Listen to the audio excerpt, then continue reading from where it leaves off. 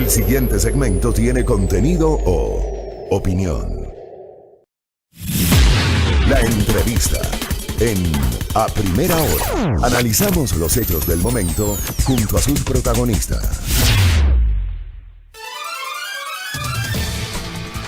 8:18, me hace reír don Fernando Fiallos. Tómese cafecito, por favor, Fernando. Gracias por seguir en nuestra sintonía. Bueno, estamos en la recta final de A Primera Hora y vamos de inmediato a hablar sobre un tema muy actual, muy interesante. A mediados de este mes ya comenzó parcialmente el nuevo año lectivo en el régimen Costa, de modo virtual, telemático, no presencial. El lunes 1 de junio comenzará ya en toda la región Costa, todos los establecimientos educativos, las clases del nuevo año lectivo 2020-2021 de modo virtual, no presencial. ¿Cómo cambia esto las lógicas de los estudiantes, pero también de los docentes? Silrat, cuéntanos, por favor. Así es, Fabri, precisamente para hablar sobre este tema tenemos ya en contacto a Verónica Jiménez, ella es directora académica de Poli Estudios. ¿Cómo está? Bienvenida, buenos días. Muy buenos días, ¿cómo están? Gracias por la invitación. Bueno, este es un tema que ahora ha tomado mucha fuerza, ¿no? Entonces quisiera iniciar preguntándole, ¿los docentes de nuestro país estaban preparados para asumir el reto de la educación virtual? Lastimosamente no. Lastimosamente no estaban preparados para asumir un reto tan grande. Tenemos un gran porcentaje de analfabetismo digital en los docentes, lo cual ha representado una cuesta arriba en la educación virtual para los ecuatorianos. ¿Cuál es el porcentaje de este analfabetismo al que usted se refiere? Nosotros hasta el momento hemos capacitado a 286,000 docentes. De estos, el 60% marcaba un índice pronunciado de analfabetismo digital.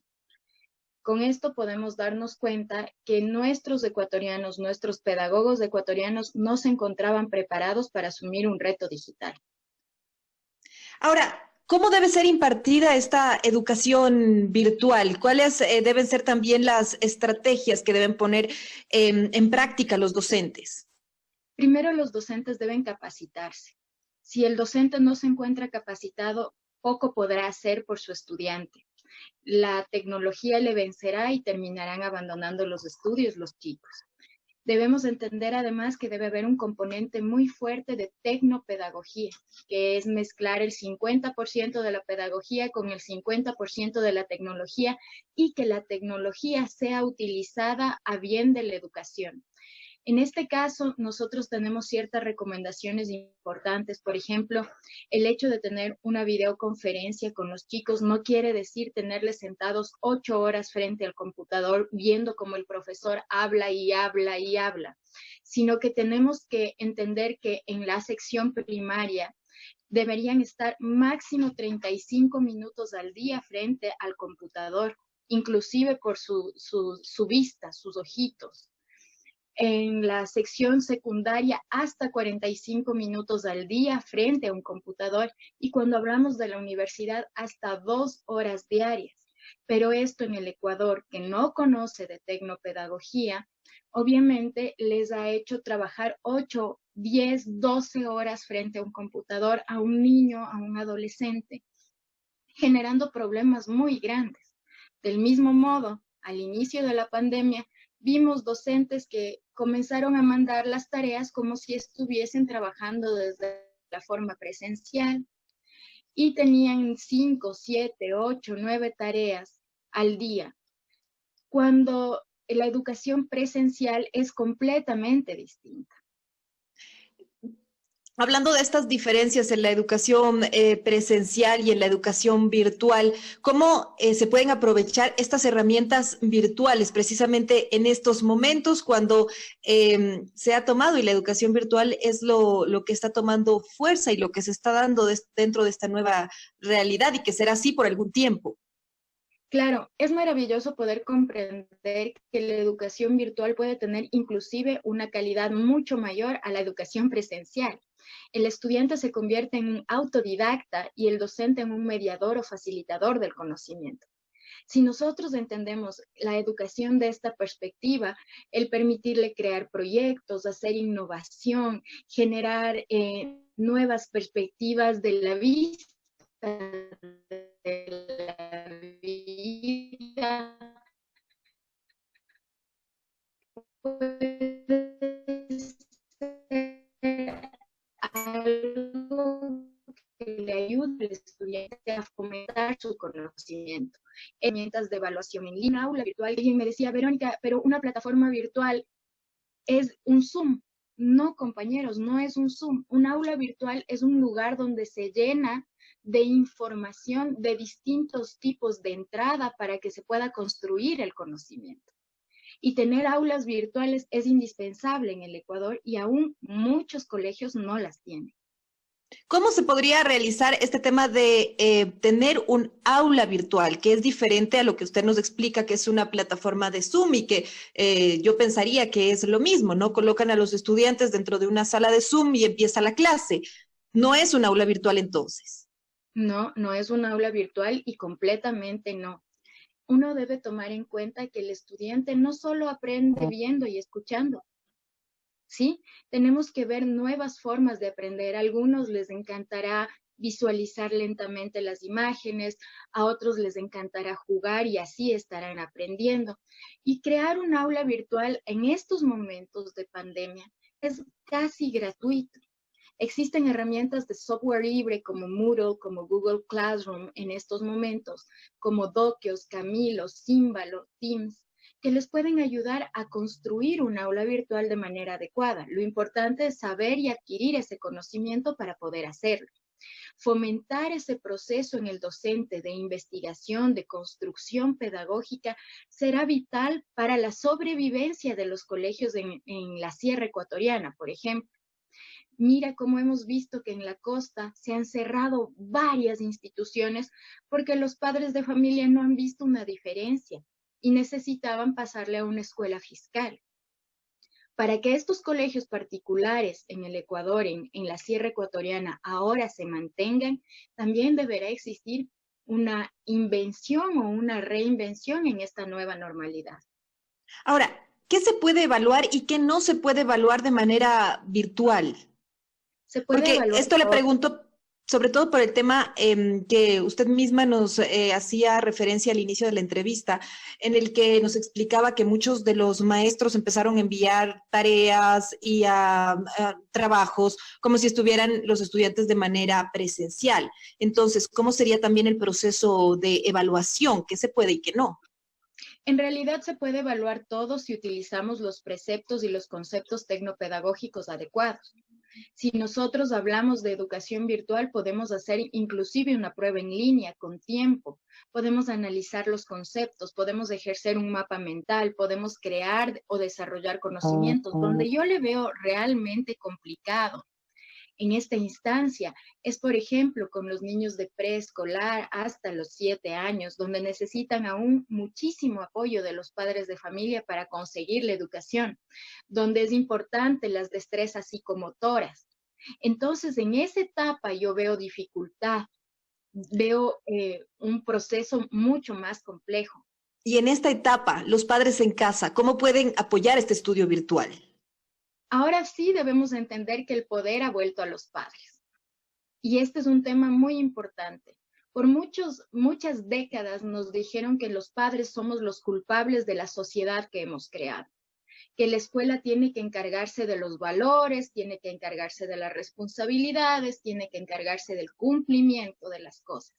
Y ahora tenemos nuevamente el poder de ser la comunidad educativa fuerte, robusta y sostenida que necesitan nuestros hijos para la educación. Este es el tiempo de demostrarles a las instituciones que en casa nosotros podemos tener una educación organizada, respaldada y concreta. Yo sé que al inicio será muy difícil, porque la responsabilidad educativa lo dejamos a un lado, dándoles a las instituciones todo el poder sobre esto. Y sobre Pero todo en ahora, el tema virtual, ¿no? Los padres en general, y yo veo que muchos de los chicos, por ejemplo, adolescentes, le enseñan a uno cómo manejar los diferentes programas. Entonces, ¿cómo apoyarles como padres cuando ellos saben mucho más del tema virtual, están más identificados, vienen ya con otro chip? claro, nosotros en realidad, al igual que los docentes, nos convertimos en analfabetas digitales en ciertas instancias. Entonces es importante capacitarte, formarte, visitar nuevos mecanismos de formación para los padres de familia.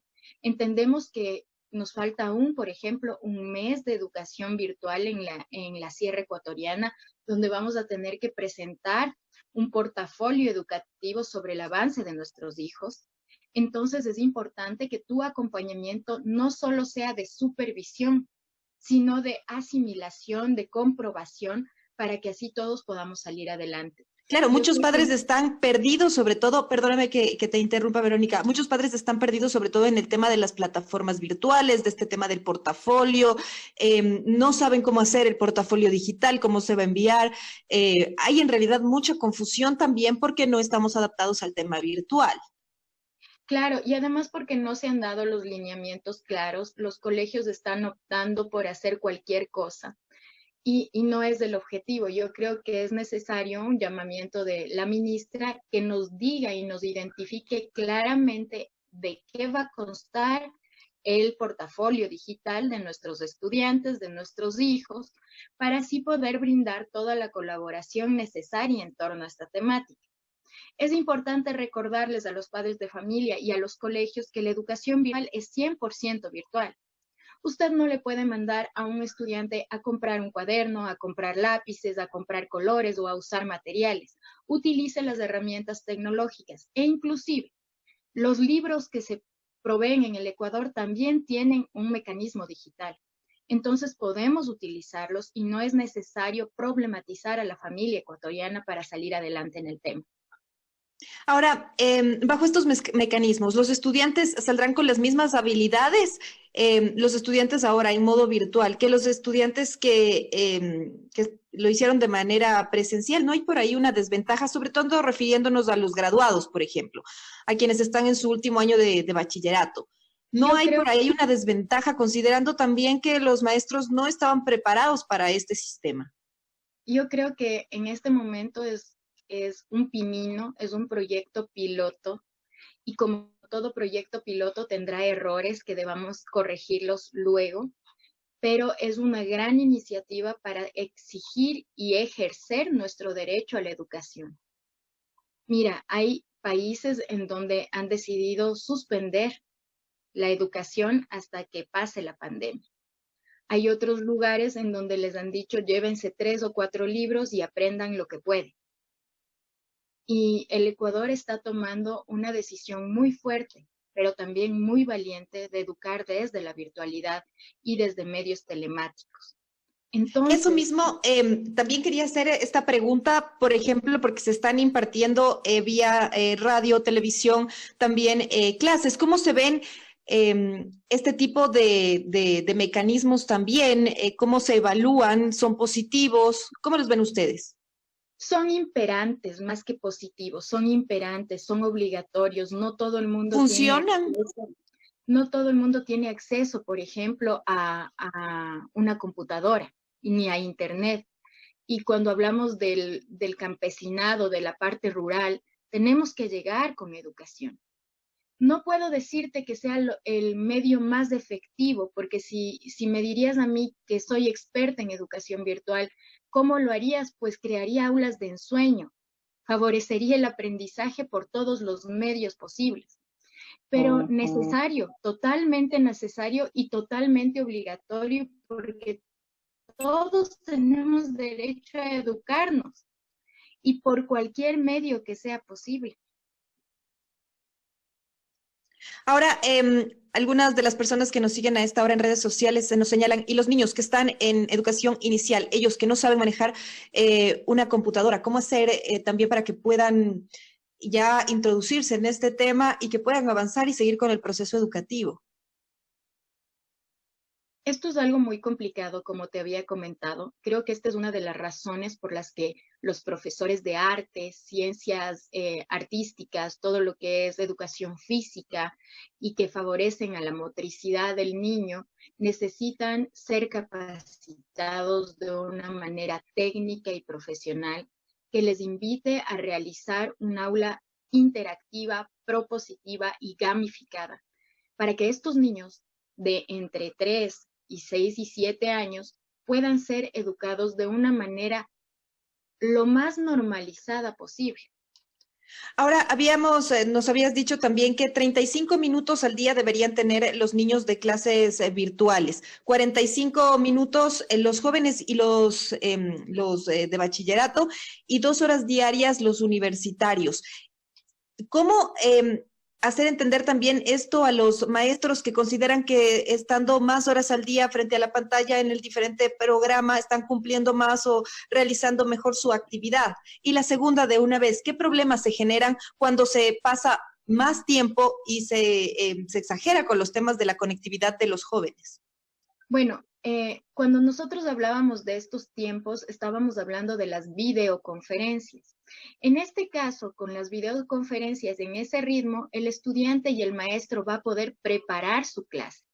Acuérdate que al maestro le tarda entre 3 y 5 horas llegar a 1 hora de videoconferencia. Si tiene que hacer 8 horas, innegablemente ese maestro no está planificando ni está preparando su conocimiento.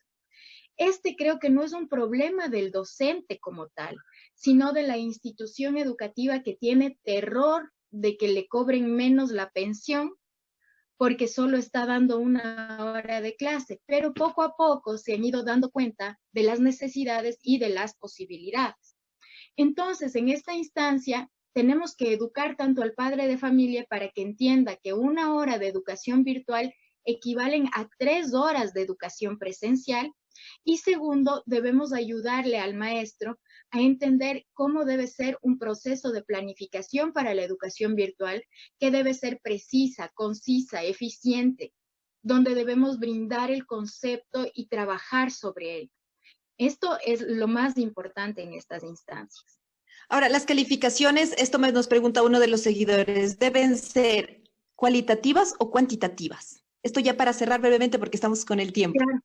Deberíamos hacer una calificación tanto cuantitativa como cualitativa, dependiendo de la capacidad de abstracción del estudiante primero y en segunda instancia sobre la calidad educativa de la institución educativa.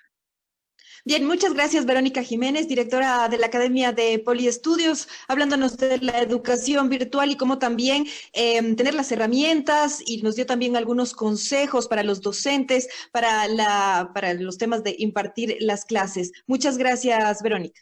Muchísimas gracias a ti.